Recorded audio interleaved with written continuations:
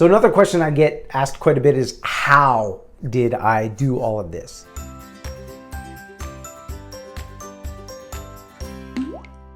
And well, as an entrepreneur, since the early age, I've embraced the idea of failing forward, failing faster.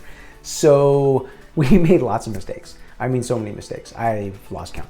But it was through those steps of those iterations that we did this. And so, I mean, here we are, it's 2023, and we started this more than 6-7 years ago. I guess technically we started this in 6 years ago when I started compiling things. And that's essentially what happened. So the summary version is I spent a year and a half compiling content from some of the brightest minds. I would go to TED Talks, and then I would, from those TED Talks, I would find some experts. And then, it was really the compilers. I mean, like Tim Ferriss and Joe Rogan, they would have a variety of experts on their podcasts, and they help introduce me to a number of people. And by people, I mean the real brainiacs, right? These are the experts that the fulfillment source code is based off. I could not have done this without them. I mean, there's like probably millions of scientific research that's gone into all of these points, which then I can go, oh, okay, I'll just condense it into this and for a 10-year-old and do it in a way that's just fun. But it started with just compiling a ton of information, and I had reams and reams and reams of lists of I want to do this and this and this and this and this and this and this.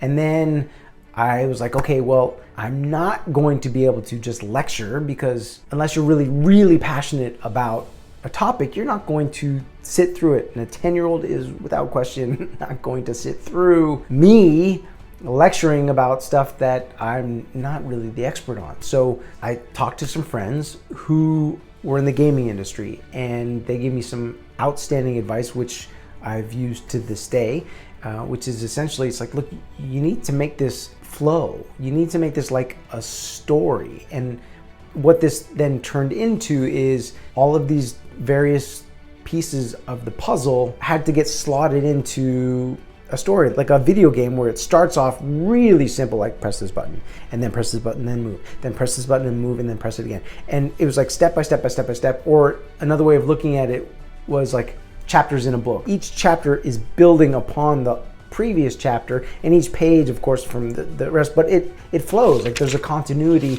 to all of that. And that essentially is what we were going for. And of course, between that idea and turning that into something that actually worked, it had to go like, well, does this make sense? And my daughter, went through the trials and tribulations of me trying to explain something, and if she didn't get it, then of course that didn't work.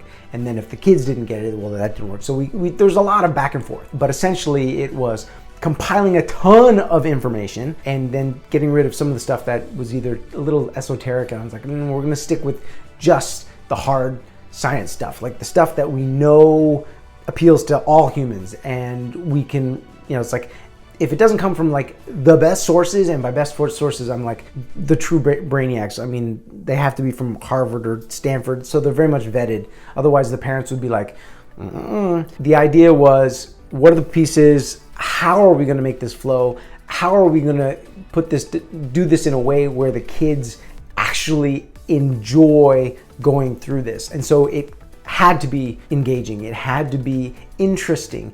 It had to be somewhat entertaining. And so along the way of getting all of this information, I then was forced to learn about the different ways of teaching or learning, and how learning is not the same as teaching.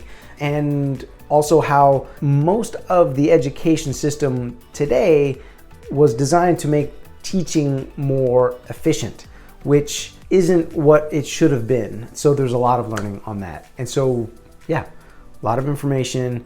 How do we make this flow into a story? How do kids actually enjoy learning? And how do we make this happen so that we can turn this from super, super simple and fun into super, super complex and really applicable along the way? So every single step, the kids are like, yeah, let's do this. And we started off with the simple idea of like, we want to make this the coolest class the kids are going into. We knew we couldn't beat like Minecraft. Like we would never be as cool as a game, but we sure kick the crap out of like math class. No offense to math, but those are how we then put that all together.